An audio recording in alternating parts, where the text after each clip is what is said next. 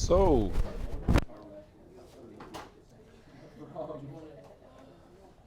the stream seems to be up, and let's see about the Slack.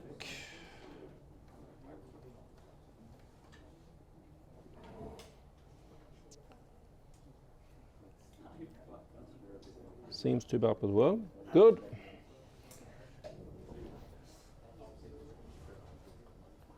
So, hopefully the first assignment will be released today or tomorrow. Uras is working on it, so we'll see. But it's almost finished. Is there anything else about the course now that you would like to bring up before we start today's lecture? No? Good. Let's see how many has posted the pre-assignment. Always interesting. 27. 2 drafts now. Okay. And we have a question from Uras. It is available now, he says.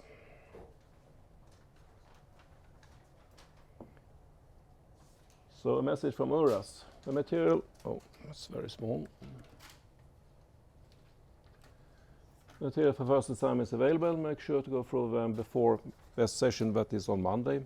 Then, Monday at 5. Excellent. Let's reload the page and see if it's actually true.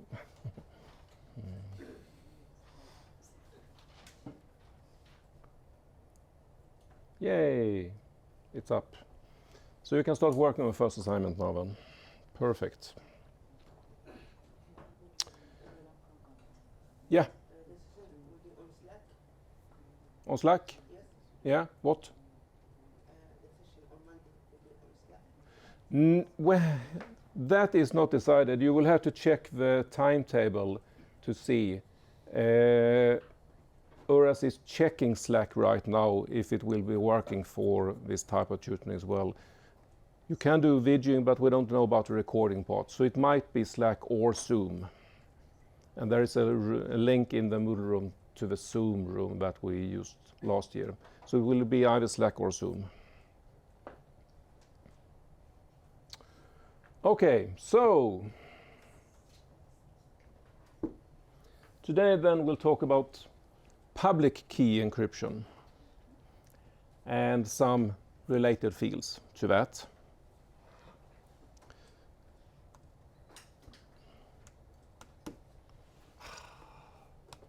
Nu funkar inte det bara för det.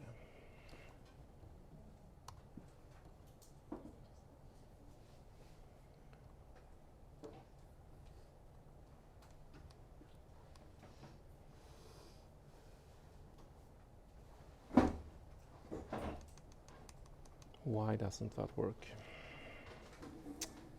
Always something. Okay, so you will have to live with this view then, because that works. Yep. So, as I will talk about hash functions, and then encryption functions, public key, and then at the end message authentication and digital signatures, which are applications that will use hash algorithms and public key encryption. But we'll start with hash functions then. I guess that you have encountered hash function somewhat before in some course. You can use hash functions in different application areas. What we'll talk about here are secure hash functions, which but are actually a little bit different. We have special requirements on the functions here. But the main idea with hash function is that it is what we call a lossy compression function. We go from one domain to a smaller domain. And in the larger domain, typically we can have anything. you can think about it as messages or documents. So a message or document of any size could be in that domain. So it's all from very small to huge. All of them are different points in this domain over here. And they will be mapped against a much smaller domain where we have, as you see, fixed bit strings of n bits. Typically n here could be, well, it depends on the application area. For normal hash functions that you use in computer science for bucket list, whatever, you may only have maybe 8 bits or 16 bits or something like that. In security, we often have more, maybe 160 or 512 bits in that range. But it's still, of course, much, much smaller than the domain that we go from. So we have a mapping here. And so different points map to different points here. So these are called message digests or fingerprints. And there will be some collisions. There will be some points here that map to the same point here. And actually there could be quite a lot of collisions, since we have the domain to the left is so huge, many points that will map to the same point in our message digest domain here. An idea with a hash function is that this h of x should look random.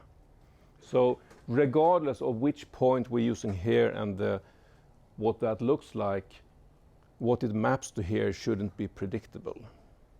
And the number,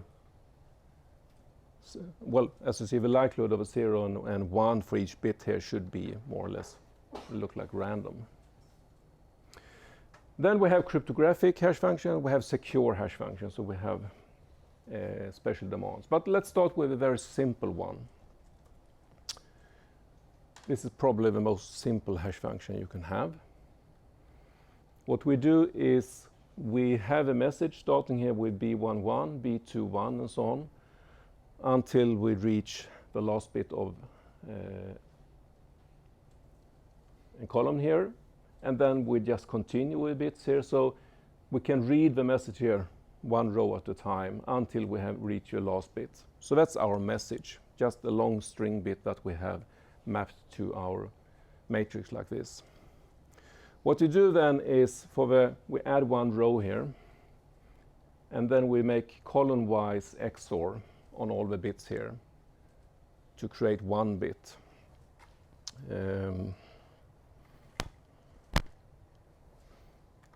Let's say we have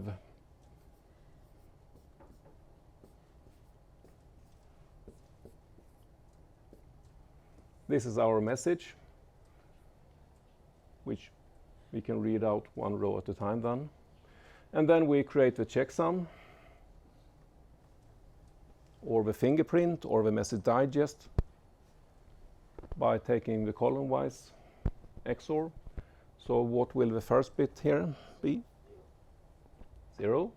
Well, we start with 1 at a time, so we start with 0, 1, so that's 1, and then 1 XOR 1 is 0, exactly. 0 XOR 0 is 0, XOR 1 is 1. 1, 1, 0, 0, 0, 0. 1, 0, 1, 1, 1, 0. So this would be our fingerprint or hash digest then. Let's see, we could improve the hash algorithm by doing different manipulations on it. Like, for instance, doing a circular shift after each block is processed. So we take the first two, calculate them, and then we shift them one bit. So we shift out, well, actually it would be rotate. The first bits here would go into the left, and then we XOR with the next row, and then we rotate again, and then continue like that. That would make it much harder to predict what bits we will get in the message digest. But okay, let's work with a simple one. If we now talk about secure hash functions, we have these requirements. 6 requirements. First one says that H, which is the hash algorithm, should be, or hash function, should be able to apply to a block of data of any size. So in the left domain, where we have our documents or messages, they could be of any size.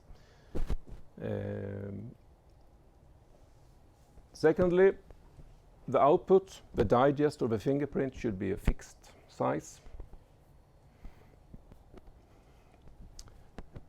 Third, we say that the hash value here of the fingerprint should be easy to compute for any input. So far, nothing spectacular. If we just look at these 3 requirements here, the first requirement, our very simple XOR hash function, does that meet that requirement? Yeah, it does, because we can just continue adding rows. There's no end to it. Second one, a fixed length output. Yes, because the rows are... Yeah, we have decided, we have 4 here in this example. How many rows we add doesn't matter, we will still have 4 bits as our digest size here. So yeah, we can make it wider if we want to, that's up to us. But it's fixed. We decide the length of it. Thirdly then, it's easy to compute for any input. Yeah, that's true. I mean, couldn't be much easier than that. So far it's fine. So far it's still a secure hash function. Then we say number 4 here.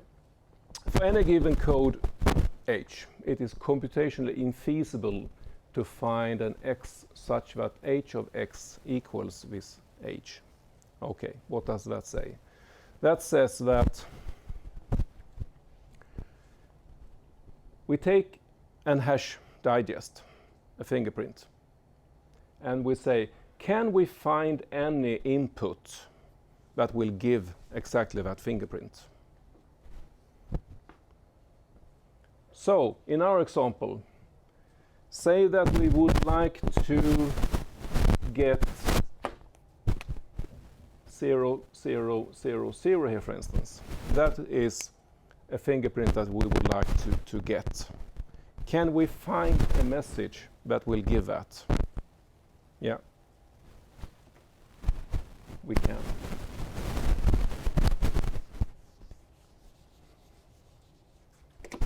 An easy one would be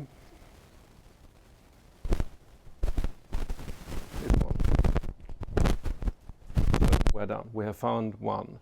Actually, we can find many here.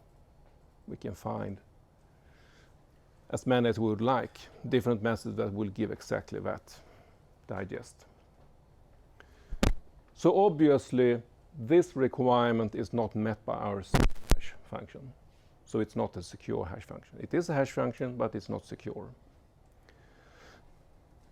But for a secure, we have more requirements then.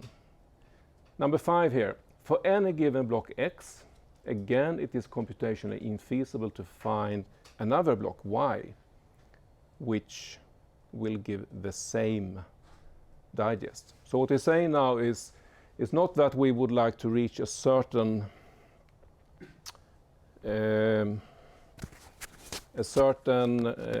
hash value, but we would like to find a collision. 2 different input that will give the same, whatever that is. So can we find collisions here? Well, we already said we can, because we can find several that will give 0, 0, 0, 0, so we can easily find a collision. And again, we can actually find as many collisions as we would like to. This part here, computationally infeasible, what does that mean?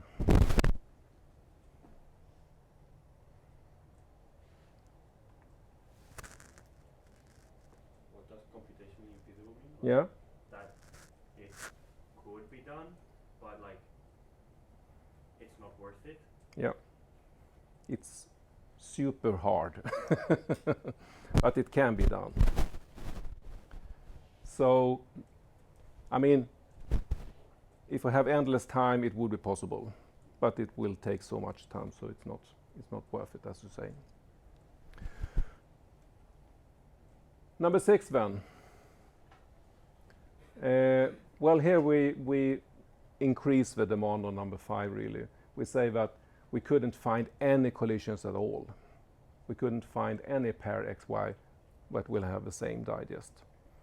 So how much work? Well, with ordinary work we will never find a collision, even if you try to find one.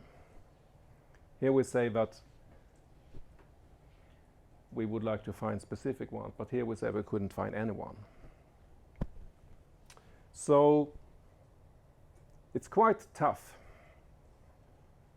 because obviously our simple one here is not good enough. And why it's not good enough is because it's so easy to predict what will happen here and what we need to do up here to reach a certain, yeah. What would we do in our example of the byte and the bit size of the original message is too short? Because in the beginning we said that we couldn't use the hash algorithm on any size. Yeah. If we would only use like 4 bits here, I think then If we only had 2 bits message, we would have to add padding. So we'd have to add just random data or fixed data. So there's always this one. There will always be a slack somewhere, probably, that we need to fill with padding, because we need to have even columns, or each row need to be filled. So we can all meet that all with small messages as well, actually.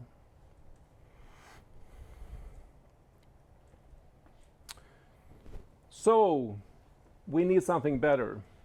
And the good news is that you don't have to create them, because there are standardized hash functions that we can use.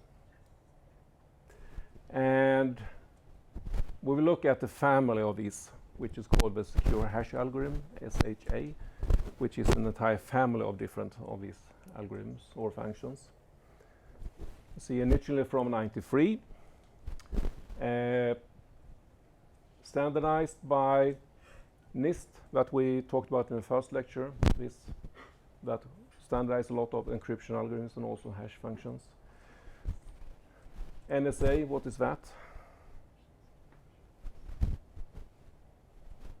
It's an American agency, National Security Agency, who is behind all the watching over people on the internet. So they have a finger in many things. We also mentioned another one here called MD4. This MD, message digest, is what they call. It's also a family of hash functions. And this first SHA1 is similar to that one. If you look at the properties, it produces a 160-bit digest. So that's the size of a digest of fingerprint that will create. Today it's not secure enough. There have been some problems with it, some vulnerabilities, so it's not good enough. But there are others in the family that are good enough. So in 2002 they added actually, as you see, 3 different versions of it. And now they are called the same as the size of a digest. So SHA or SHA, SHA 512 means that we have a digest size of 512 then. But they are built very similar to the first SHA. So they have similar vulnerabilities. The reason for why they are secure is because the digest is so wide, so even if there are some vulnerabilities, it doesn't reduce it enough to be a problem. We'll look a little bit more on it. So here we have the initial family from SHA-1 to 512 then. And actually here we see that they don't meet one of the requirements for a secure hash function. Can you see what is the problem here? Yeah. I'll take in any size. Yeah, exactly. There is a maximum message size that we can input. The reason for that is because the size of a message is actually included into the calculations, and there is a fixed number of bits allocated for it. So that puts a limit on how long the message can be. In practice, it's not a problem because it's so big that any normal message will never exceed this limit. And if that would happen, we can just split the message into two parts and create two fingerprints for it, for each part. So even if it's a violation, in practice it doesn't really matter. We can also see that very similar to encryption algorithms, we talk about block sizes, we talk about word sizes and steps. So internally they are built a little bit similar as encryption algorithms. We are doing things a number of rounds, we are processing data, we do it in blocks. But the internal functions are a bit different. This is an overview of the SHA-512. We start up here with the message, which is of any size up to the limit then. At the end we have for this 512 128 bits at the end that is allocated for the size. So that is the size of a message. And then we might need to fill in with padding data here, because we need to fill up even blocks of, let's see, 1024 bits. So if a message plus these 128 bits is not an even multiple of 1024, we add this bit pattern 1000, so we meet that requirement. And then we start with the first block, the first 1024 bits. We input that into a function here, which do some calculations on it. We also have, again, an initialization vector, as we talked about before. So a starting bit pattern that we need to start with. That one, as you see, is 512 bits, which matches exactly the digest size. We input that, we make a process output 512 bits, we XOR that again with the initialization vector and get a first result, which is the first step of just making the hash algorithm of the first block. And then, as you see, we have this chaining method. So now we chain it to the calculations of a second block, and we chain it again until we reach the last block. And this is our hash code or message digest. That is the output of our last step. So obviously the effect will be that bits here will be affected by all the bits up here somehow. But we shouldn't be able to understand how that connection is, because we shouldn't be able to see that a change in a bit somewhere here would affect certain bits down here. It should be random for us. Inside this F here, what's going on here is this what is called the Merkel-Damgård construction. At least one of these are two guys. One of them at least is Danish. I don't know what the other one is actually. Could be Danish, both of them. But they have some early results in making hash functions, and they made this what's called Merkel-Damgård construction, which is used in actually many different hash algorithms today. Inside it, we process these 1024-bit blocks.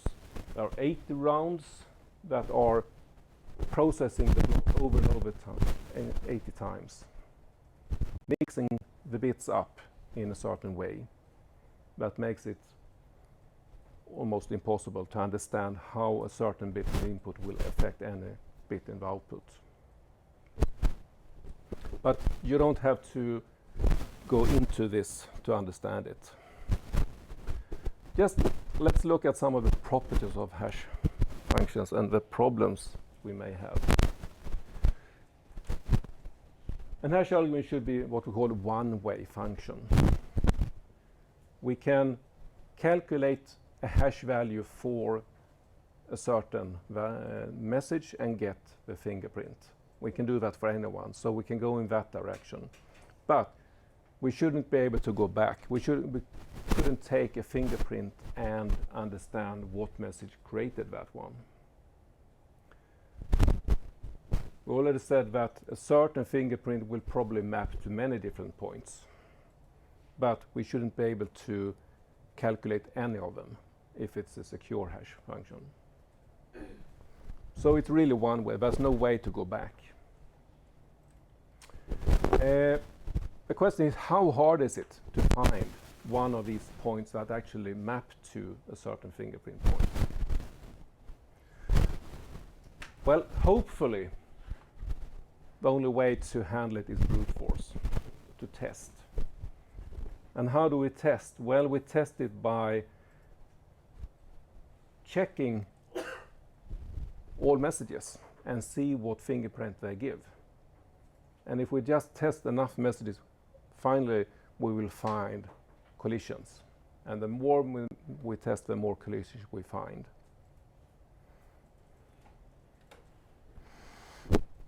To reverse, we would need for SHA-1, which is 1 on 60 point, we would say that we would do 2 raised to 30 different tests a pop. So we have a parallel machine that can do that.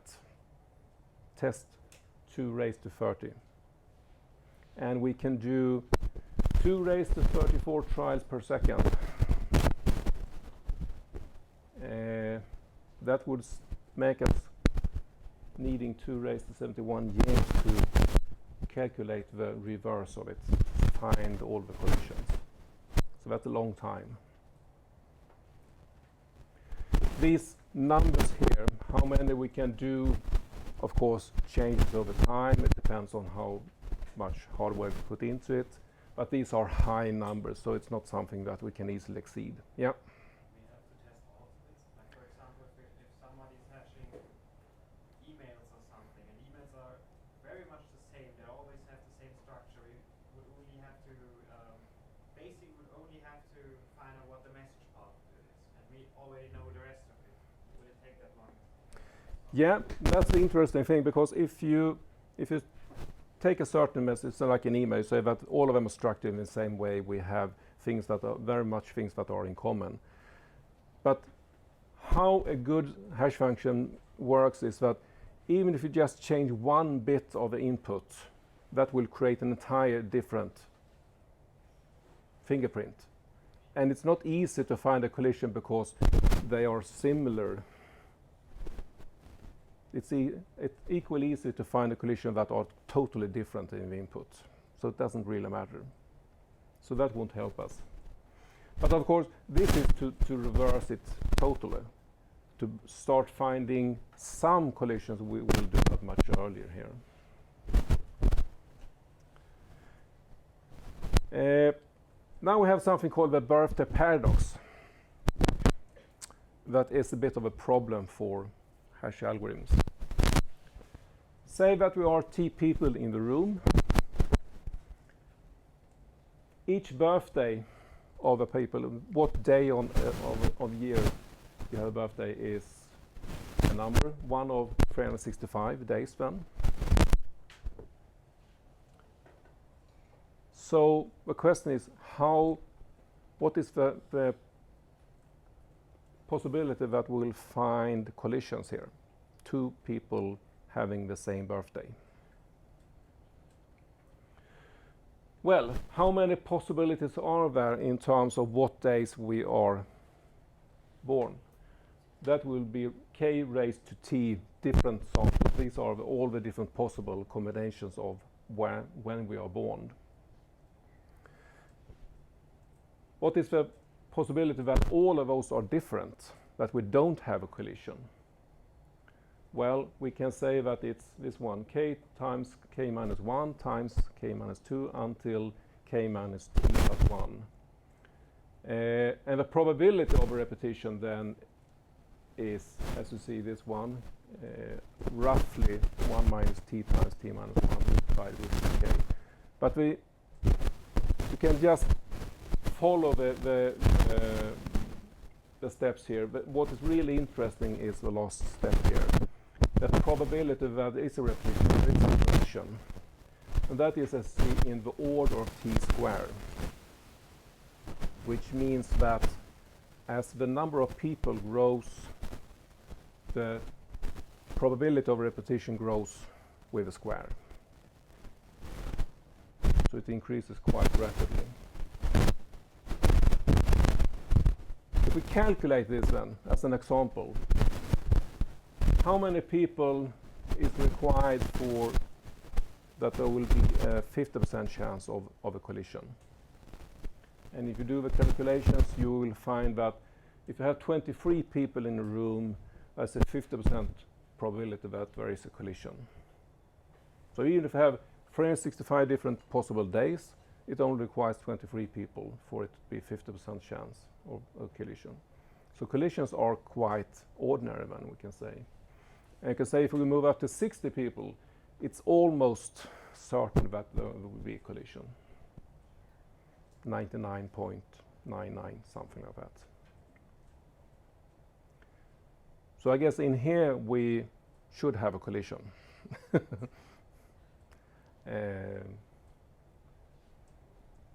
can test that later on, perhaps. What does this matter for hash algorithms? Well, what matters is that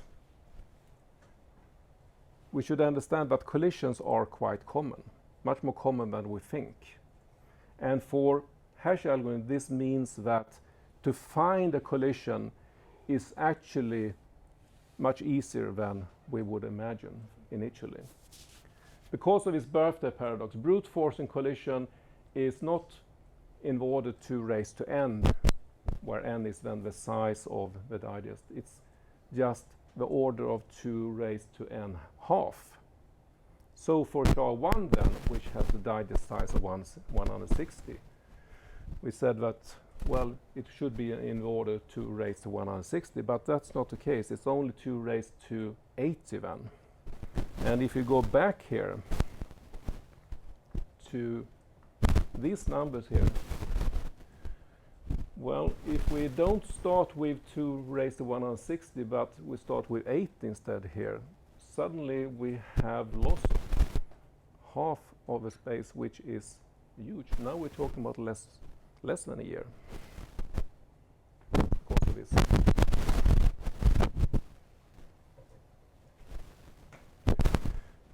But that depends, of course, how much hardware we have to put into it.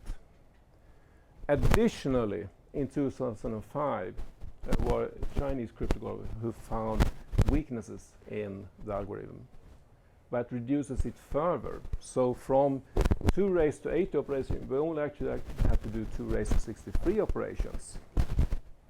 And that is possible to do today. We can reverse SHA-1 without too much trouble finding collisions. So SHA-1 is not considered to be safe anymore. If you look at the other candidates in this family then, they are built in a very similar way. The major difference is the size of the digest. And that helps us, because if we start with 256 instead of 160, the birthday paradox first halves it, and even if we have the same weaknesses as the SHA-1, which removes some of the strength, they are still strong enough to withstand an attack for millions of years. So the longer the digest, the more secure it is in general. It's very similar to encryption algorithms. The longer the key you have, the harder it is to break, because if you need to make a brute force, you really have to test all the keys. And for hash algorithms, it's very similar. You have the size of the die just tells us how much work you have to do a brute force attack. But it is a little bit troublesome that even if they are considered to be secure today, we have reduced the strengthness of them. And there may be other vulnerabilities as well that is not known yet. So even if they are considered okay today, they would like to have something even better. So we have a new candidate here, a new member of a family, SHA family. And that's SHA-3 then.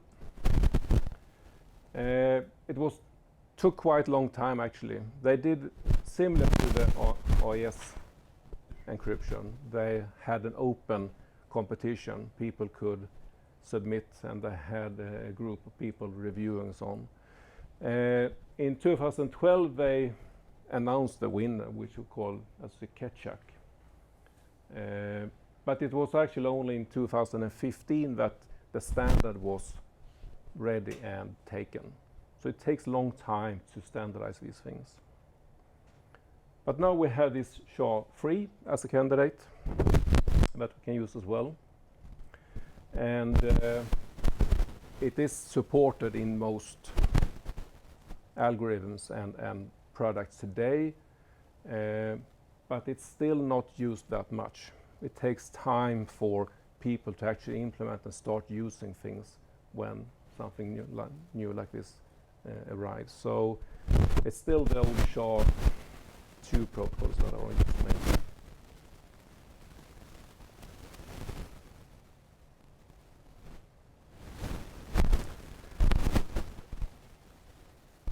An extension of using hash algorithm, or one idea of using a hash algorithm, is to put a fingerprint on a message. And the idea of that could be, say that you send something on the internet, you send a message, and you calculate a fingerprint for it, and then you send it, and on the other side you can check the fingerprint to make sure that the message hasn't been changed. The same idea as with checksums and parity bits that you already use for communication. Well, if we look at it from a security point of view, that is not very secure. Because if we just have a hash function and a fingerprint, of course anyone who knows about what hash function we're using can change the message, create a new digest, and deliver both the change message and the digest. And when we check it on the side, it seems to be matching, but it's not the original message. So what we want instead is what we call a message authentication code. And if you have a message authentication code, we are adding some type of secret, we can call it a key, to the calculation. Which means that we take the message, we have now a message authentication code algorithm, which could be very similar to a hash algorithm. It creates a digest, but now the digest also includes the secret value. And on the other side, we do the check the same before. An intruder now who would attack us wouldn't have that key, so they couldn't create a new message that matches a digest, because they would need the secret value in order to calculate it. This MAC algorithm is very similar to what we think about that a hash algorithm is. So actually we are using hash algorithms to do this. And there have been different proposals on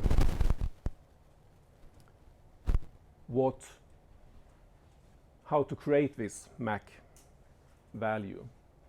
The easy approach is this one. We just do a normal hash, but we add the key, concatenate a secret value with the message, and then we calculate the hash over that. It was shown to have some weakness of just concatenating message that way. You can do some type of attacks that could make that problematic.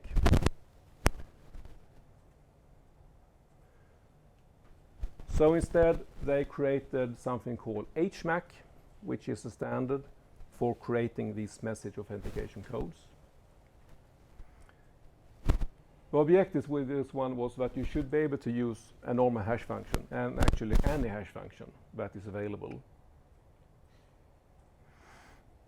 It should preserve the original performance of that hash function, so you shouldn't add much more delay just because you make it into a message authentication code. And the key handling should be simple as well. And this ended up in a standard which is called this HMAC then, RFC 2104, which is actually not very different from the original simple approach. As you see, we're using hash here, we are having a key, and we are doing some operations a little bit more complex than just the simple concatenation. And we have a better view of it like this. So this is what it looks like. K is our secret key or secret value. iPad and OPAD are just bit patterns that are used to mask parts of the key. You see, we do XOR with the K and the iPad and OPAD here to create a number of bits. The reason of that is if we have a key which is just zeros, we pad it or we XOR it with different bit pairs here, so we'll get different values up here and here. So these iPad and OPAD are part of a standard. We know what they are. It's not a secret value.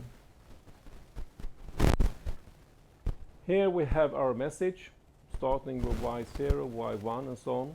The blocks are decided of what hash algorithm you use.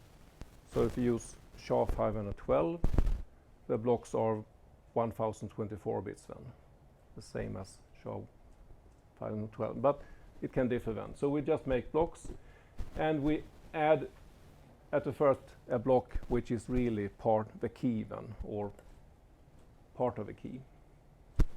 And then we run that through our hash algorithm or hash function to create an intermediate value here, which is, you could say it is a fingerprint, but we're not finished with, because now we add together one more part of a key and calculate the hash again to create the HMAC value. So that is a fixed size fingerprint that includes message, normal hash function, but also this secret key here. And the cost of it is just a few more hash calculations, very little actually, because if you think up here, for each block we have to run the hash algorithm. So this could be thousands of blocks that are processed. And now we just add one more block here and one more block here. So we just have 2 steps more where we have to run the hash algorithm. So it's very little redundancy.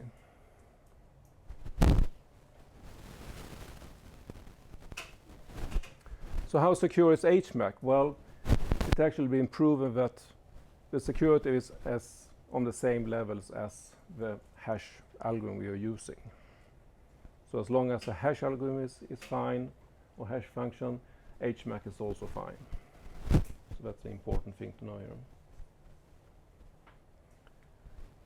So there are more than this SHA family. I talked about the MD5 family. There are some other hash algorithms as well.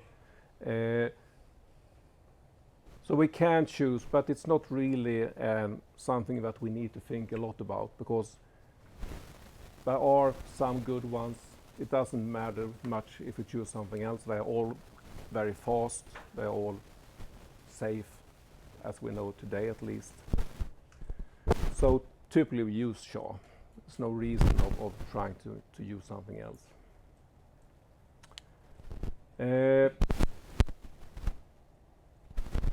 Yesterday we talked about private key encryption, so let's just review what we talked about here. We said that private key uses a single key that is used both when we encrypt and decrypt, and that we have to have access to that key both for sender and receiver, or the one who's encrypting and decrypting.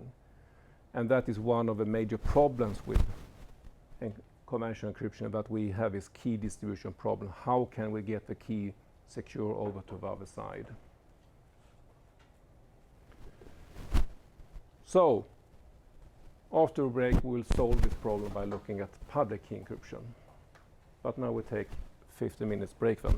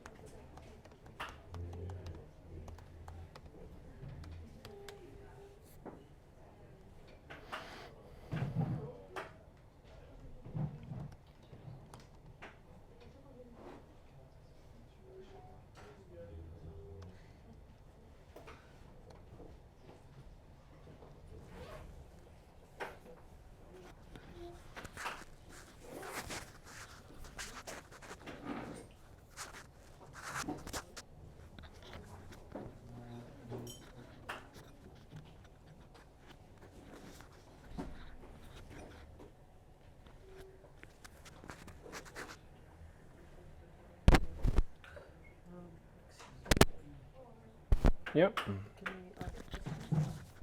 Sure. We want this condition for secure hash. Number 5 and 6. Can you repeat it for me? Did the email reach you? Let's see here. Because I could send an email through the PDF straight away. These 5 here. Please tell me. The first 3 I think is It's quite okay, obvious. yeah. Yeah. Uh, The fourth one yeah. says that for a certain fingerprint, H, Yes. we can't find any value, input value to the hash function that will give that fingerprint. So But at the end we have 0 and we 1. have this domain here, we have different messages, Yes. and now we have one point here which is this H. Yeah. And what we're saying now is then it's computationally infeasible to find any of these X's. So we couldn't go back and say that this point will give it, or this point. We can't find any value here that will give that value. It could be different values. No, because Now a certain value, we have decided this is the point we would like to find yeah. a value in the input demo that will give us H. And if it's a secure hash function, we couldn't find that. We couldn't find any one that will give H. But this H, we produce it according to calculation. And we just decide on one. We say that we would like to find the point 0, 0, 0, 0. That is, we would like to have that fingerprint. So And we can't find that. There's no way to find that in this domain. We couldn't find any value that will give a certain fingerprint we look for. The only way to find it is brute forcing, by testing all the different points until we, by accident, find one that actually gives that. That is the only way to find it. Okay. Okay. So that's the 4. Number Number 5 says that for a given block x, so now we have x here, and x actually gives this h here. Mm. We know that because we have x and we have calculated h. Okay. Yeah. Now we say we shouldn't be able to find y here, another point that gives the same one. Mm-hmm. We couldn't find a pair, a matching point that gives the same one. Okay. And the last one says that we couldn't find any pair of points here. These two or these two, whatever, we couldn't find any that gives the same value here. Okay. Okay. Yeah, I understand now. But you know, this H originally, how we calculate it according to algorithm, Yeah. and the algorithm takes X Yeah, to- as input as input. and h as output. Yeah. So if we make reverse engineering, Yeah. That's what you couldn't do. That's the requirements you have of secure hash. You couldn't go back. okay, okay, but Couldn't, Yeah. You couldn't go back, or it's not feasible to go. It's not feasible. Well, It's as I always- said, it is feasible by in the brute force way. So but it's that it's takes a always- long time, so it's it's- not never 100% secure. No, I mean brute force is always possible. Yes. Yeah, but you couldn't, by understanding the algorithm, try to calculate backwards and find a point here. That's impossible. You have lost all the traces from this point when you go here, and so it's impossible to go back. The only way to find it is by checking points here. okay, okay, thank Yeah. you.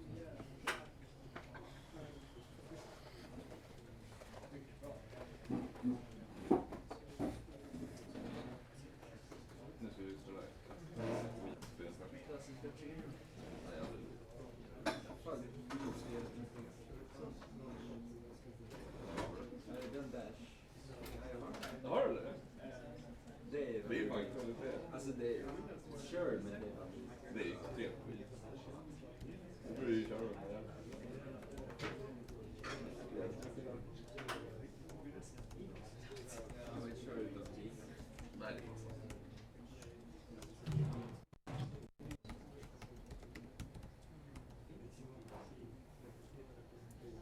Har du sett nya characters? Nej, tyvärr. Wow. Ja, det är...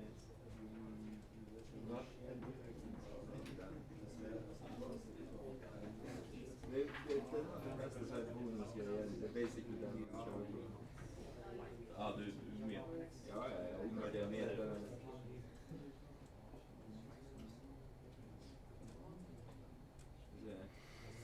Vart är du? Är du bara i början? Ursäkta.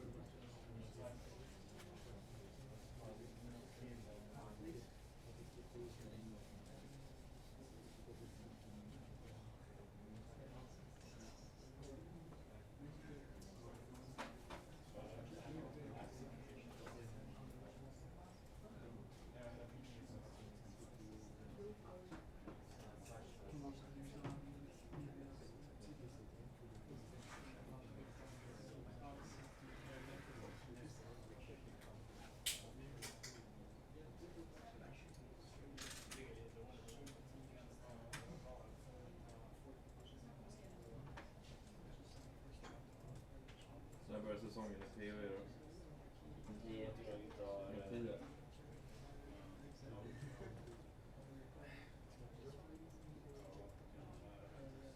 ska bara hålla mig till Borderlands. Basically. När kommer Borderlands?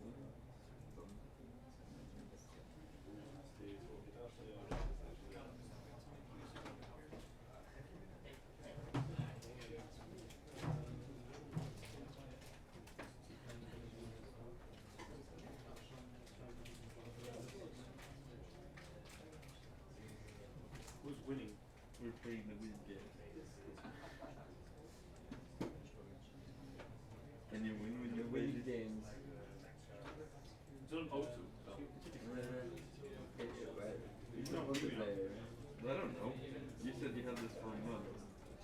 I didn't play it. I played it for a day, an hour. Level 11. Okay. I don't know.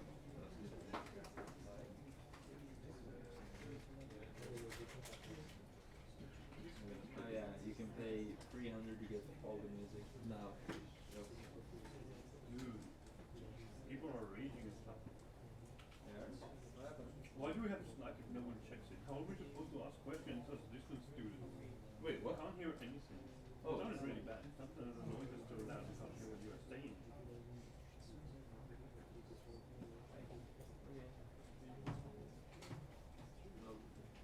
Damn. Maybe you should have thought of that before. Yeah, we were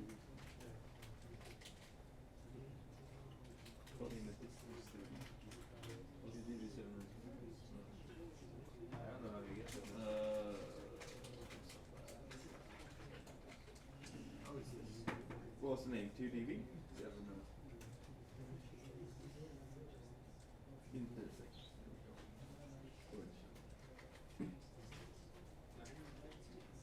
Please not stupid shit.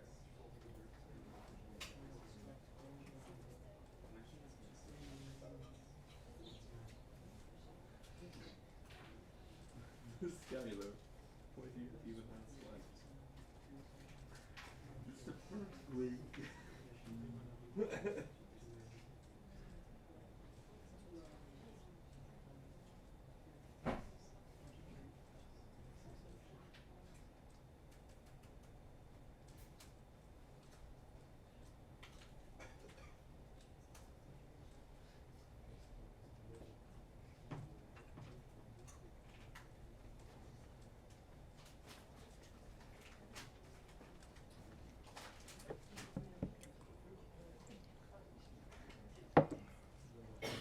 How do you say sour cream? Get the Feed. get the Like feeding milk. yeah, well you say cream before, yeah. Cream bit. What does feed even mean? That's a good question. There's a word for it. There is? Isn't it? Oh, isn't it just sour milk? Yeah, sour milk. Feed is sour milk. Yeah. But sour milk cream. Or cream sour milk. Yeah. Sounds delicious. Yeah. Mm. Sour milk. Not a feed. Only feed. Cook or feed. No, it's not. Delicious. They have flavors in these. I don't like yeah, I That's love a very different thing. The same thing with onion. Yeah, feed.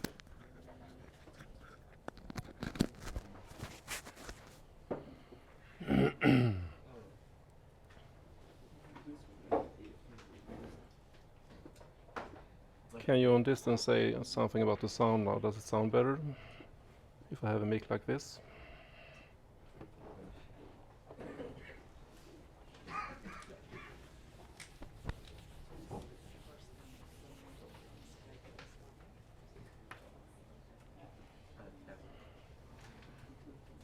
Okay, let's hope it will continue to work better.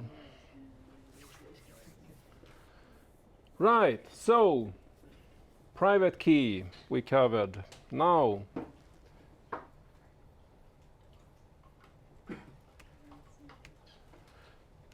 public key encryption. Private key encryption has been, or conventional encryption has been around for thousands of years.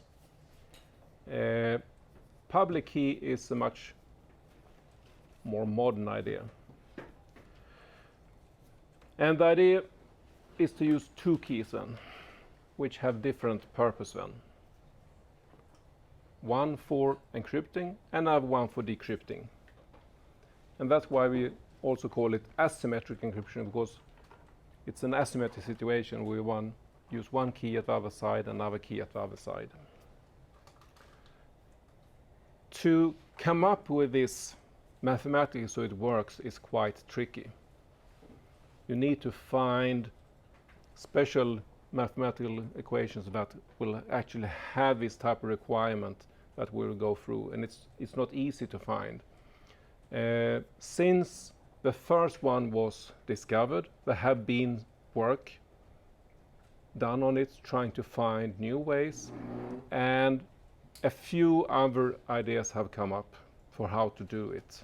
But it's very limited. There are only 2-3 different mathematical functions that you can use basic mathematics to do this, which means that we don't have that many possible algorithms to choose from. There are only a few that has been developed. While for symmetric encryption, it's easy to come up with new ideas.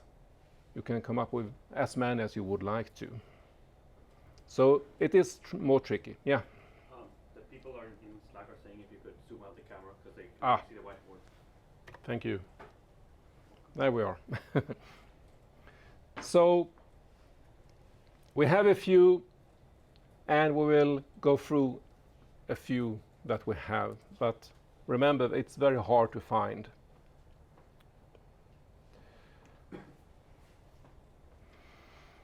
Why do we want public key encryption? Well, we have two main ideas for applications for why we would like to do it. The first one is this issue with key distribution that we see with private encryption or private key. The symmetric encryption. We need to get the key to the other side, and that is of course a problem. How can we get that secure to the other side? We haven't really solved that in a good way.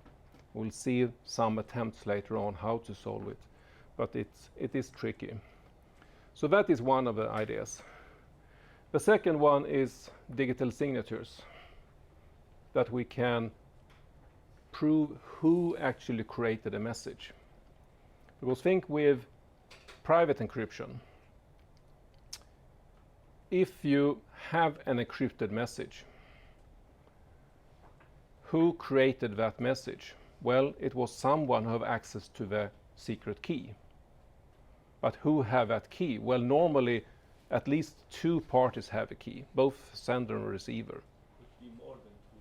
Could even be more, exactly. So we don't know which of them who created the message. The receiver can claim, well, I got this message from that guy, he made the message, so he must stand for whatever it says. But it can be that the receiver created it myself and just claims that someone else made it. We cannot prove either one. So that requires digital signature to be able to verify actually who created the message, and that's another idea with public key encryption. The first algorithm to be publicly announced was in 1976, let's see, with Diffie-Hellman. There had been some attempts earlier. There were some scientific papers published that pointed that this would be possible, but it was only in this year that it actually was published and shown how it would work.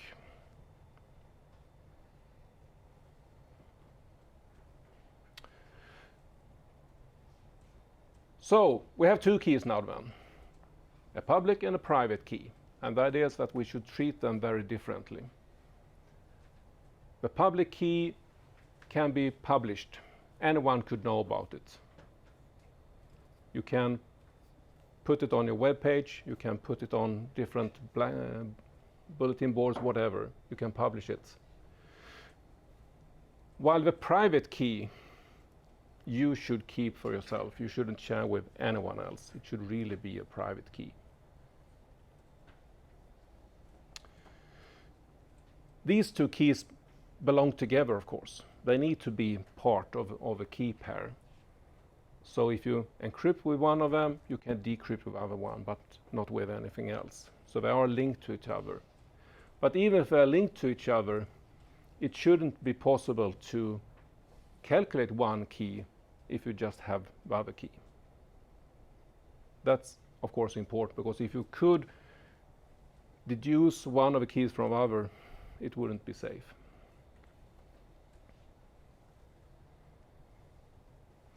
So if you look at how to use them, it's actually very similar to normal encryption. If you look at the components of a cryptographic system here, we see it's almost the same. I mean, from a very overview perspective. We have a plain text, we have an encryption algorithm, which will give us a ciphertext, and we need a decryption algorithm.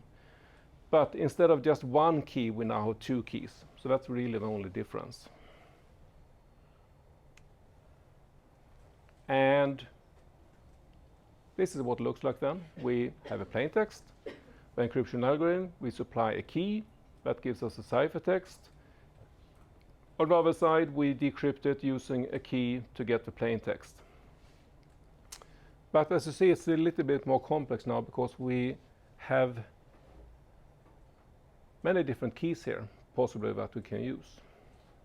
So in this situation here, we are talking about Alice private key and Alice public key.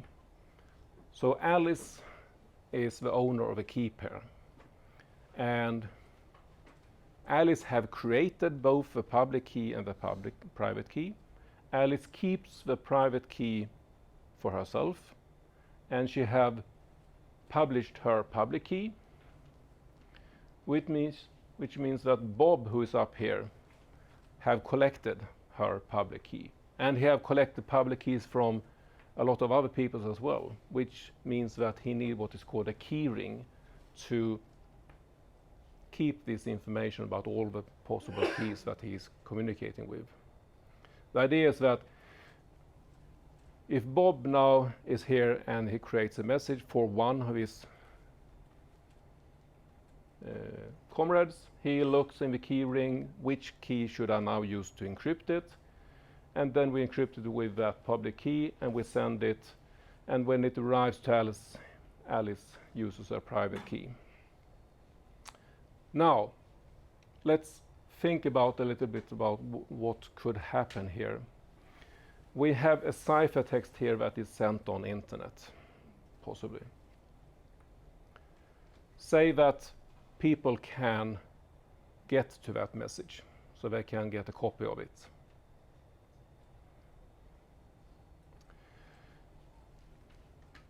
What is needed to decrypt the message once you have captured the message? The private key. Yeah, you need this private key here. That's the only key that can be used to decrypt the message. We said that Alice should keep that for herself. No one else should have access to it. And if that is true, that means that Alice is the only one who should be able to decrypt the message. Yeah? Change the public key. So basically, like the guy who sent the text gets his public key from somewhere. If we change that public key, so just says it's from Alice, then basically we can read every text that comes. Mm-hmm. Say that Bob here is using another key when we encrypt it. If we use another key when we encrypt the message, when it arrives here, Alice couldn't decrypt it because she doesn't have a key that is as matching to that key. So what would happen if Bob is encrypting with something else is that Alice wouldn't be able to decrypt it. The owner of that private key would be able to do it. We might not know who it is. This is, as you say, Mr. X could have created a key pair, publish the public part of it and claim this is Alice's public key. And when Bob believes that information and encrypts that and sends it to Alice, she won't be able to read it. But Mr. X, who's listening on, could capture that message and decrypt it. So yes, that is a possible attack. So we see here a need for knowing actually who owns the key. We don't know that right now. But let's back off a little bit.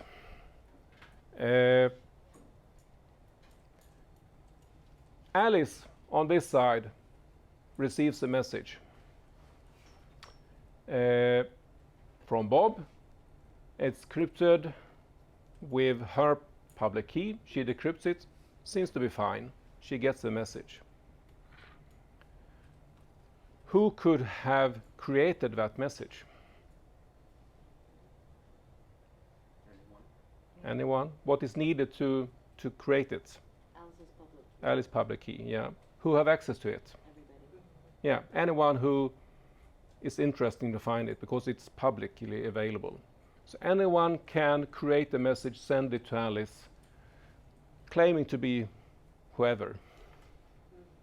So the only thing we know here is that we use her public key to create the message, but we don't know where it comes from. Okay, let's turn things around a little bit and do it this way instead. Here we have a message. We are again at Bob's place. Bob is now using his private key to encrypt that message. We send a ciphertext. It arrives at Alice.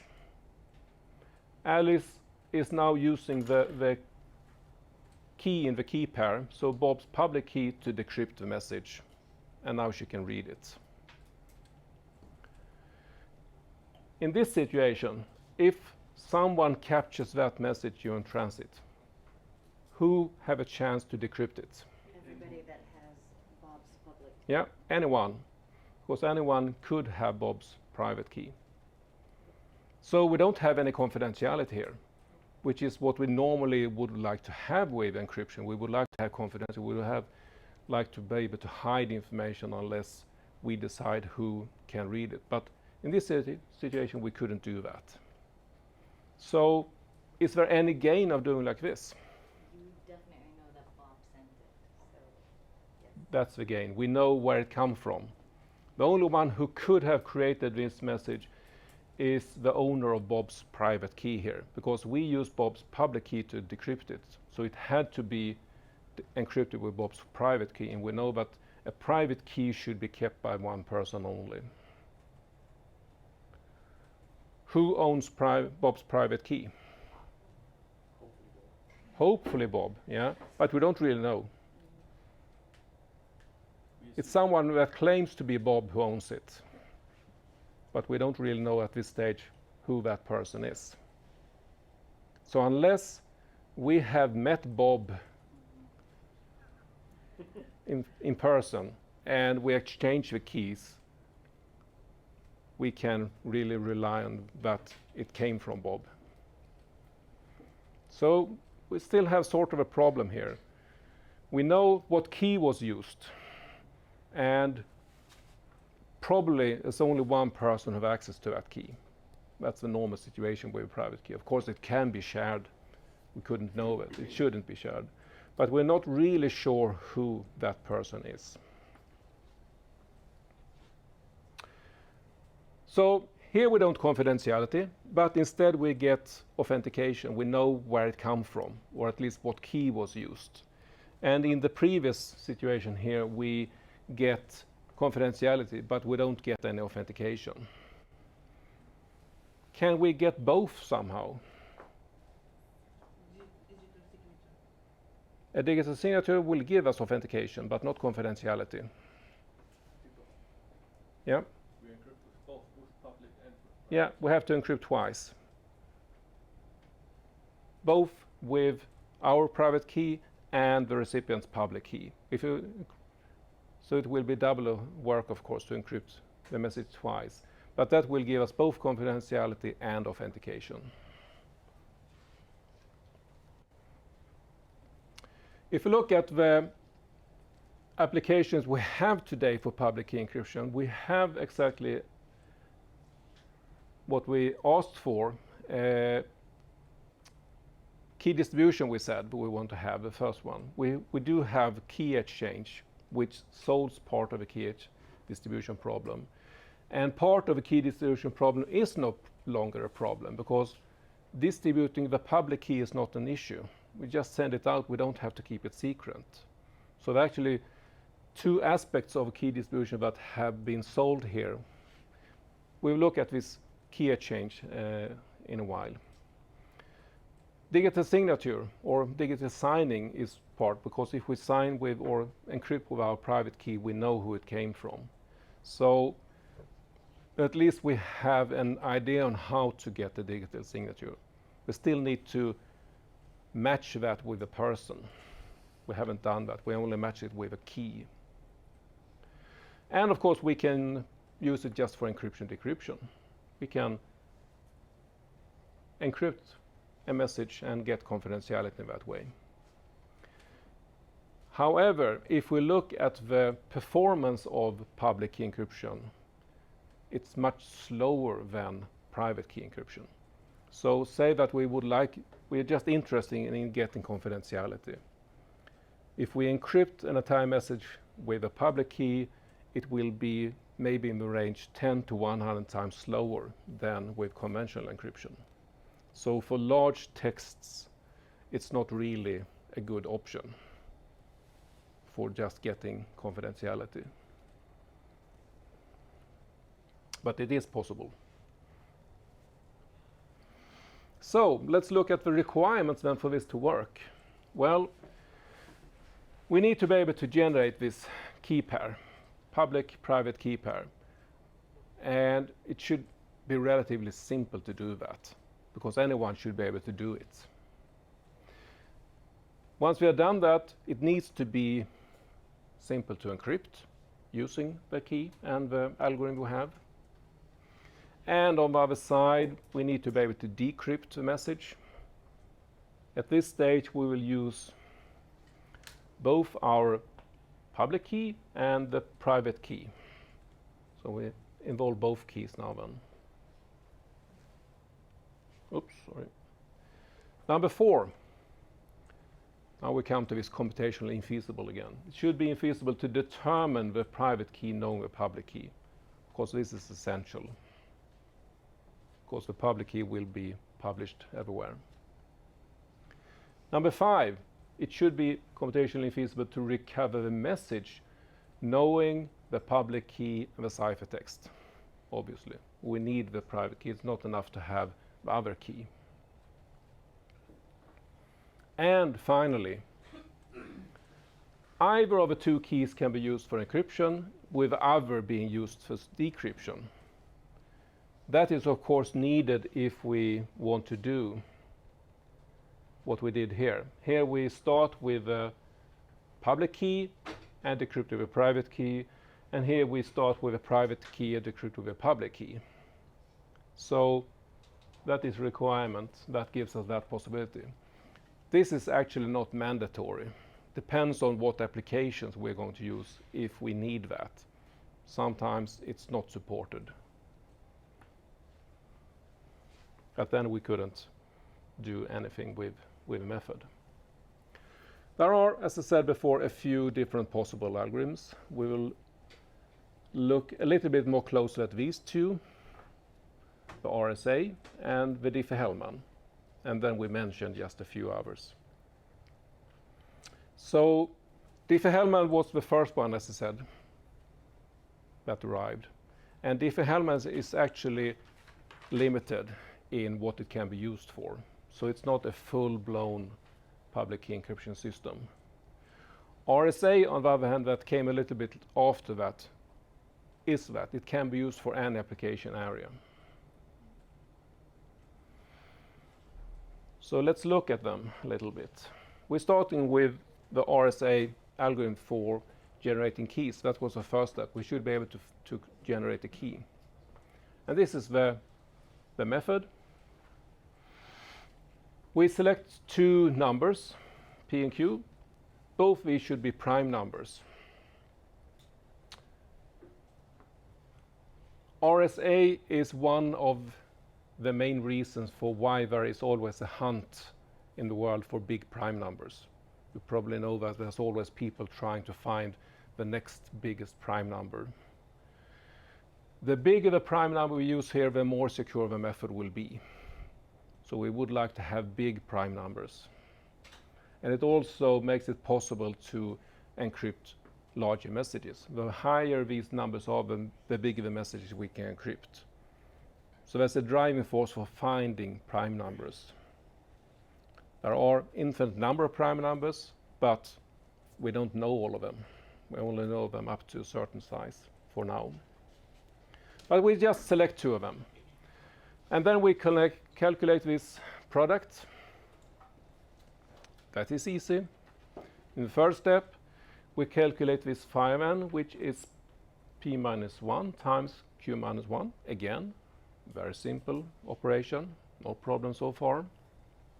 Step 4, select an integer e such that the greatest common divisor between this 5n and e is 1. So what we're saying is that they are relatively prime to each other. They don't have the same factors. There are probably many different e's that match that, because there are a lot of numbers that are relative prime to this 5n. So we can select any of them. And the reason for why this works is because there are many, and an intruder or an attacker wouldn't know which one we have selected. But we select one that is in the range 1 up to this 5n. Then, once we have done that, we calculate d, which is, as you see, e minus 1 mod 5n. I will describe it a little bit different in the examples then. But it's just a calculation we have to do. We just have to do a modulus operation and then find a value that meets a certain criteria here. Once that is done, and there is only one value that matches here, we have our private key and public key. So the public key is just this E here that we selected and N, and the private key is this D that we calculated and N.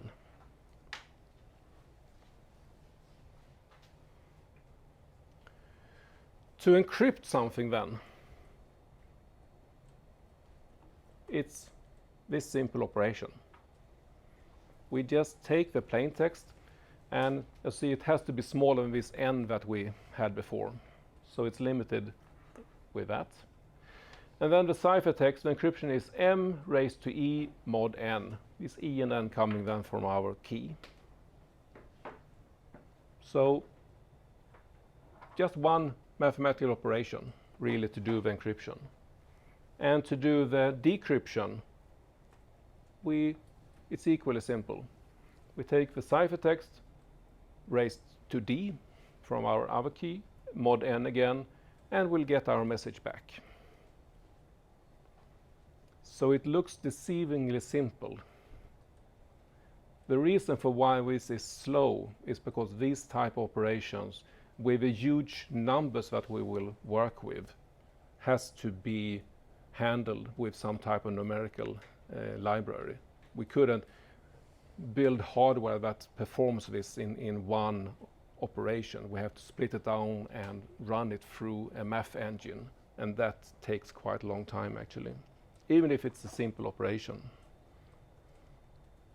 So let's take an example. We start by creating our key here. So we select 2 prime numbers. Here we have selected 17 and 11, which are prime numbers, very small ones, but still prime numbers. We calculate the n, so it's 187.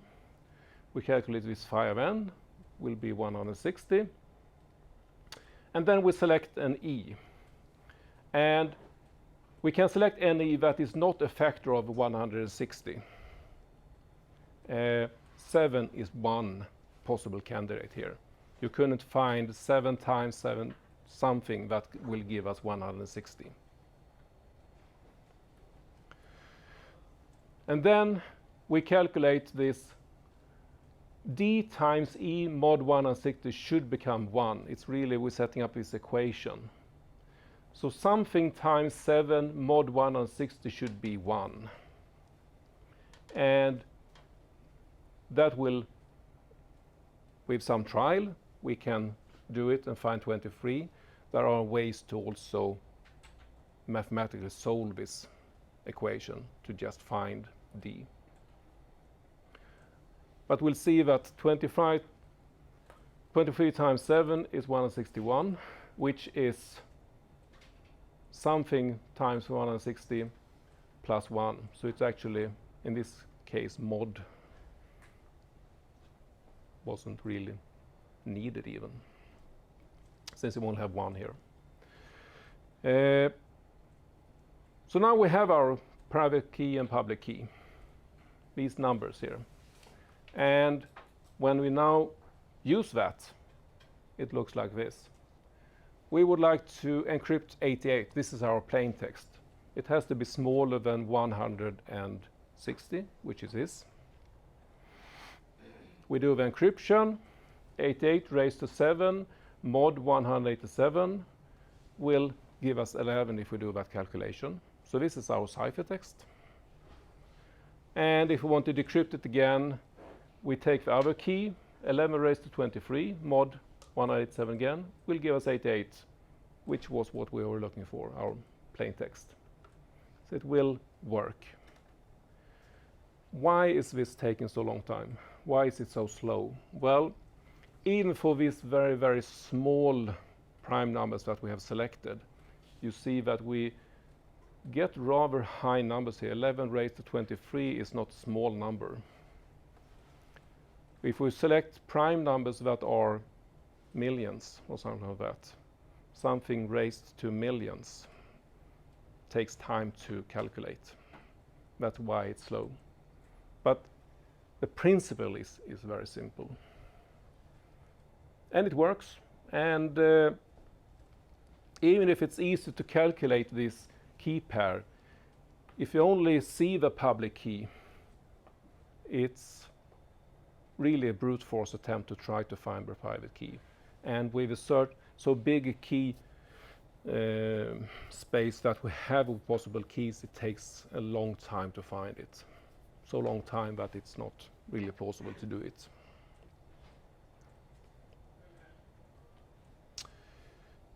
Diffie-Hellman then is actually quite different. Diffie-Hellman always works in an exchange. We're doing an exchange. And even if it looks a little bit similar because we choose different values here. Alice and Bob share a prime q and alpha, such that as the alpha minus q, and alpha is the primitive root of q. Okay, they negotiate that before. That doesn't have to be secret even. Then both of them generate a private key here. Alice chooses x of a. Bob chooses x of b. Totally independent of each other, they choose these two numbers. They calculate a public key pair of that with these operations. And then the resulting y of a and y of b, they exchange. So, what does an attacker know? Well, an attacker would know about y of a and y of b, and the attacker would know about these numbers here that we have negotiated before. But an attacker wouldn't know either xa or x of b, because that is private for Alice and Bob. After this exchange, both of them is performing a calculation, which, as you see, involves on Alice's side y of b that we got from Bob here, and x of a which we chose secretly, while Bob is performing y of a which we got from Alice together with x of b which we have secretly. So both are using the secret value together with what we got from the other side. And at the end, both of them will end up with a value k here, which will be the same on both sides. The only one who could calculate this K is one that knows one of these private keys here, together with this public information. And it's only Alice and Bob who could do that, no one else. So what we end up here is what we call a shared secret. It's a value K. We couldn't use this for encryption because we have no idea what K will be. So it doesn't mean anything, it's not a message. But what it is a shared secret. And typically what we use this K for is as a key for another encryption. We use that for encrypting a message with conventional encryption. So we use it to encrypt with, say, something with AES on one side, and on the other side we can decrypt it. The nice thing now is that we have solved the key distribution problem, because K is now a normal private encryption key, but we have been able to distribute it in a secure way so no one else can have access to it. So Diffie-Hellman solves this key distribution problem, but it can't be used for encryption unless you do some tricks with it. There are extensions of Diffie-Hellman that can be used for encryption as well, actually, based on the same principle. There could be attacks on Diffie-Hellman. And one is this man-in-the-middle attack. A man-in-the-middle attack in general is an attack that works in some cases when you have network security, because you have a place where you send something from and to another place. And there could be someone in the middle who works as a man-in-the-middle, who receives messages from one, performs some operation, and then forward it. And every message goes through this middleman. And in this example here, we then have Darth. I'm not sure if it's Vader, but it's Darth, who is our middleman. And what he does is that he starts negotiating with both Alice and Bob. So with Alice, he claims to be Bob, and they negotiate a key together. And when Darth talks to Bob, he claims to be Alice and negotiates a key. At the end, we will have one shared secret between Alice and Darth, and another shared secret between Darth and Bob. And if now Alice starts using that shared secret to encrypt a message, Darth will intervene, decrypt it, change it, and then encrypt it with a shared secret we have with Bob, and it arrives to Bob. And Bob now thinks that the message came from Alice and it hasn't been tampered with since it was encrypted with a shared secret. The problem here is that during these exchanges, when we create the keys, we have no authentication of who is on the other side. We only share a key with someone that is on the other side of the line. So in order to make this secure, we need to add some type of authentication of the two parties here, so we know that we're actually communicating with Alice if someone claims to be Alice. So that is needed to be added, and that is added to implementation of these key exchange protocols, that we can remove these type of attacks or avoid them. As I said, there are some other algorithms that are public key algorithms. We have one called digital signature standard, and if Diffie-Hellman only can be used for key exchange, the digital signature standard can only be used for digital signing. It can't be used for key exchange. It can't be used for encryption. So again, it has a very limited application area, but for that it works perfectly well. And then we have the ECC, the elliptic curve cryptography. That is a real contender for the RSA. RSA has been around for a long time.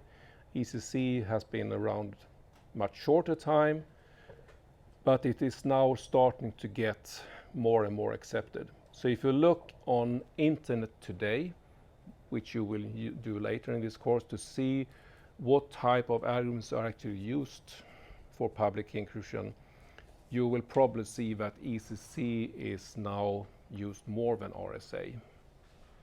But you will find out about that when you start looking at certificates and how they are created.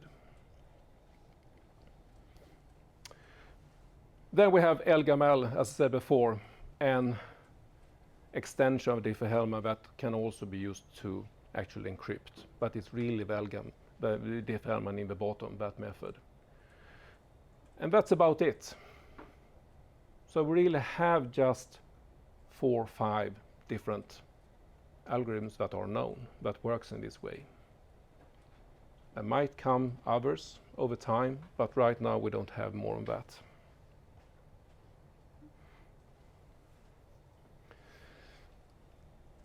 A little bit on key lengths. What are typical key lengths for conventional encryption?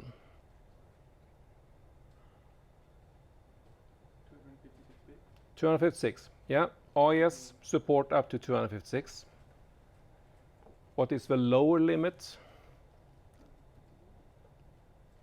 for number of bits that are used? Well, we said DS, how many bits does DS use? 56, yeah, and that is too low, right? 64 is also too low to them. So 128, something, yeah. I don't think there are any supporting 100. That would probably be enough. But 128 is a nice, yeah,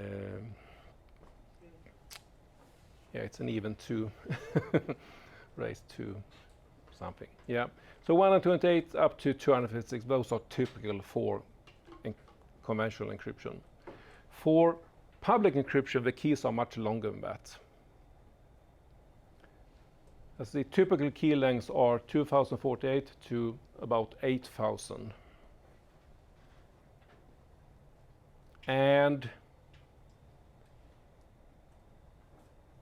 what does that say? Because if we talk about conventional encryption, we said that the key length is directly proportional to the brute force work we have to perform in order to crack the algorithm. It's really directly proportional. Does that mean that public key encryption is much, much, much more secure than because we have longer keys? Why not? Because they have primes. Okay, they are based on prime numbers, but why is that a problem? Because you only have so many primes below certain numbers. Yeah, that's So basically less numbers that could actually be a key. exactly. If we talk about the space of possible keys, I mean, for conventional, any point is a possible key in the space that we have. 128 bits, that means 2 raised to 128. All of these are possible points for keys. For public key encryption, there are only a few points here in the space that are actually working keys, which means that we have much fewer keys, even if we have a bigger size of a key here. So these numbers are matching then. If we talk about 256 and 8000 at the upper level here, they are roughly equivalent in terms of how secure they are, how hard it would be to brute force. But it's hard to really compare them because they are built in very different ways, these. So when you attack them, you have to attack them in different ways as well.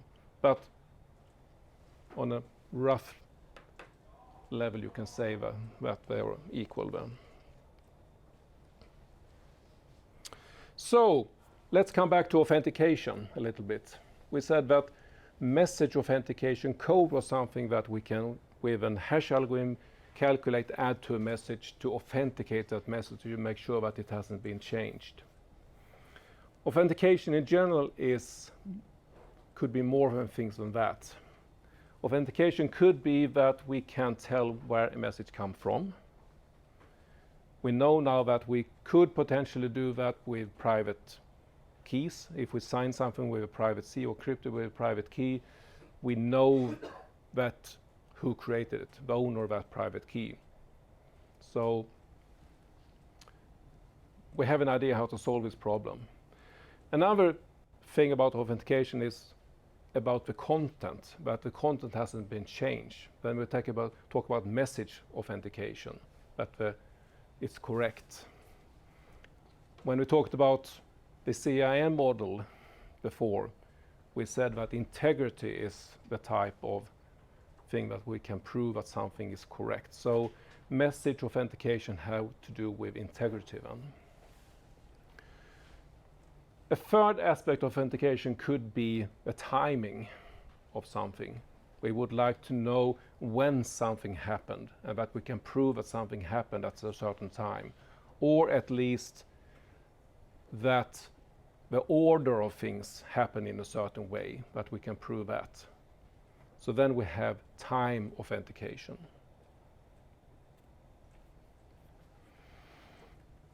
In all these cases, there are of course attacks against that, to try to delay a packet, for instance, so it arrives too late. Without us knowing it, we have lost time authentication. If we change the content of a message, that's obviously loss of integrity. And if we can send a message and claim it came from someone else, we have lost that type of authentication. So there are attacks against all of these. Now, approaches to get message authentication. Well, in general, we can think about different ideas. Conventional encryption, how does that help us? Well, if we encrypt something with conventional encryption, we know that no one could have changed that message or created that message unless you have access to that key, that secret key. So typically, if a message arrives, we decrypt it with our secret key. We can be confident that no one has tampered or created the message except the other person have that key. Now the complication is of course that we couldn't prove it was the other side. We could have created ourselves. We couldn't prove it was the other side who created it. And if the key is lost, anyone could have created it or changed the message during the transit. So there are limitations to using conventional encryption for authentication. The second one, message authentication without encryption. Well, how can we get that without encryption? Well, the idea is then to attach a tag to the message, and that tag can be used to check. But we said that just using a hash algorithm here is not enough, as said before, because anyone who knows what hash algorithm we used could change the message and calculate a new tag. So then we need a message authentication code that also includes a secret. So here we see the idea of message authentication code. Here we have a message. We have this MAC algorithm that also uses a key to calculate the MAC code. We add that to the message when we send it. The message itself is sent in clear text, so we don't have any confidentiality here. Anyone can read the message. But if anyone tries to change the message, the MAC won't match anymore. And no one can calculate a new matching MAC unless they know the key. So that will give us message authentication then. Here we see some different ways to implement this. Here we are using a hash algorithm. We take the message, we use a hash algorithm to create a message digest that will give us a fixed small digest. And then we encrypt that with conventional encryption. So now we have an encrypted digest that we add here. And on the other side, we decrypt the digest that arrives with our key, and then we calculate our own hash and compare to make sure that they are the same. So this is quite efficient, and hash algorithm is very fast. Conventional encryption is fast, and we also only encrypt a very, very small message. But the downside is, as before, we couldn't prove who created the message.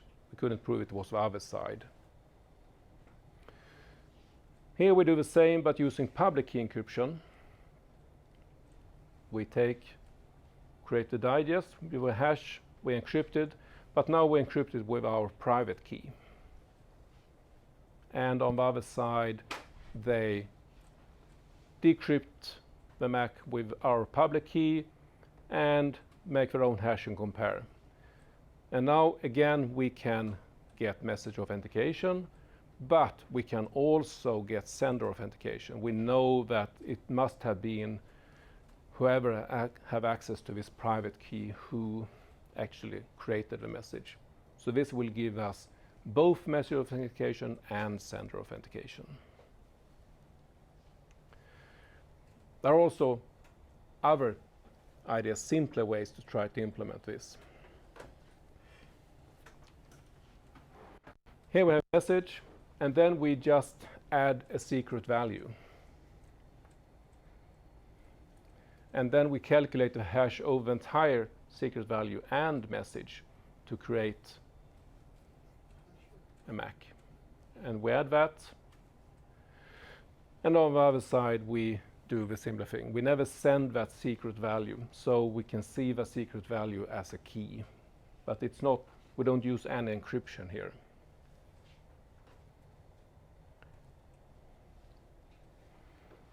So that should be the most efficient then, since the only thing we're doing is hashing. We don't do any encryption at all.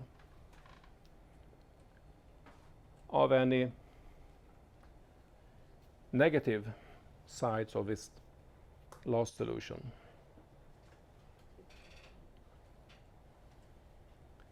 Do we get message authentication?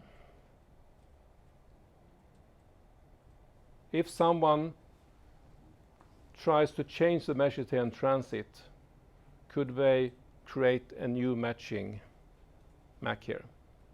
If they have the secret value. Yeah, you need the secret value. So typically they shouldn't be able to do that. And intruders shouldn't have a secret value. The secret value should be treated as a key. So normally, yes, we do have message authentication. If someone changes it, we should be able to notice it. Do we have sender authentication here? No. We don't know who it was. Anyone who have access to it can do it. So we couldn't prove it was the other side who created the message. Do we have timing authentication here? The third type of authentication we talked about. No, we have no idea knowing when this was created. It was, even if it was created before or after another message. Do we have timing authentication in either of these?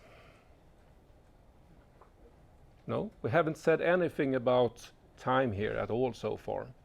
So in none of these examples we have time authentication. What would it require to have some type of time authentication?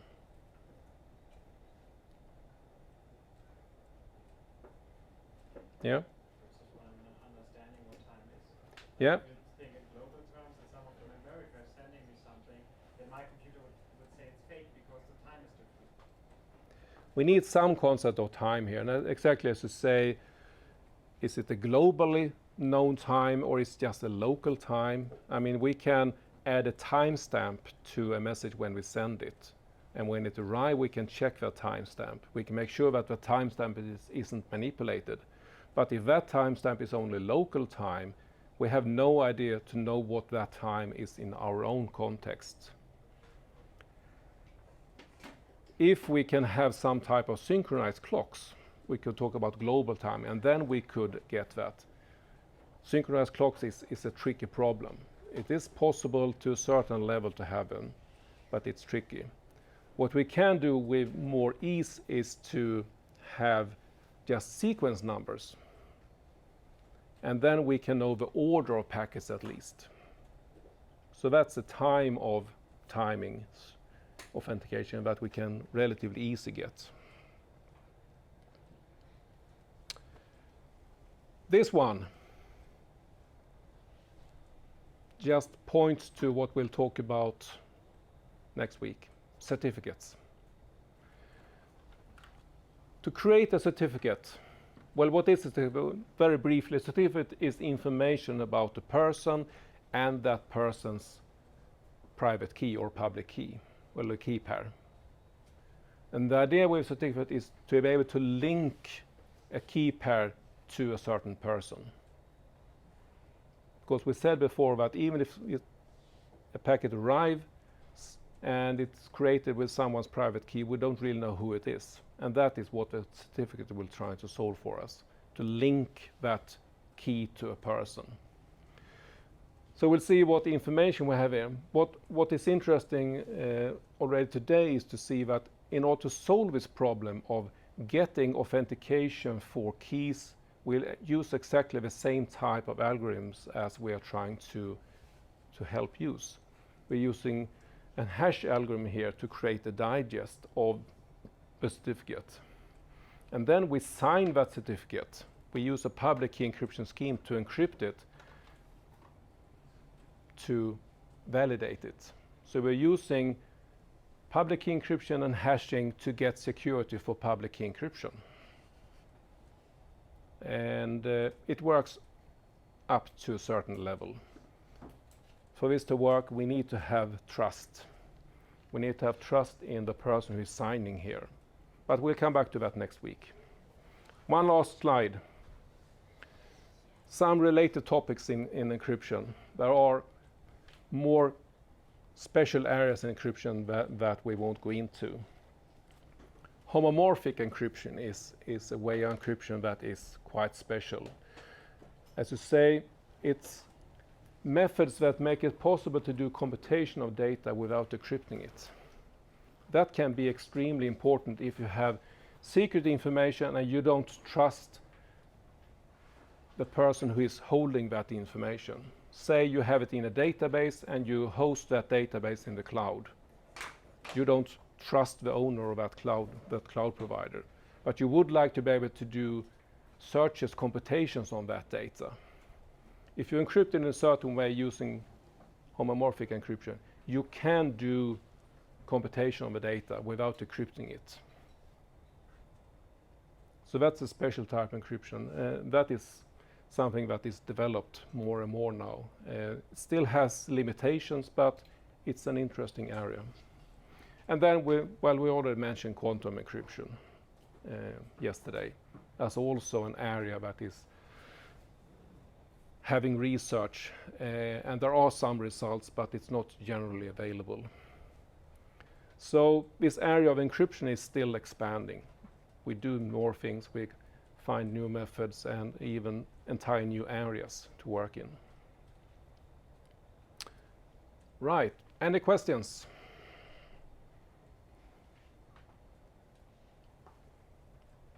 Okay, so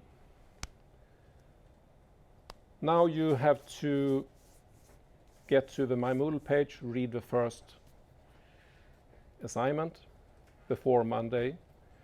I got information from Uras that he will use Zoom. So find the Zoom link in My Moodle and go to that Zoom room on Monday at 5. But I'll meet you already before that on Monday. So have a nice weekend.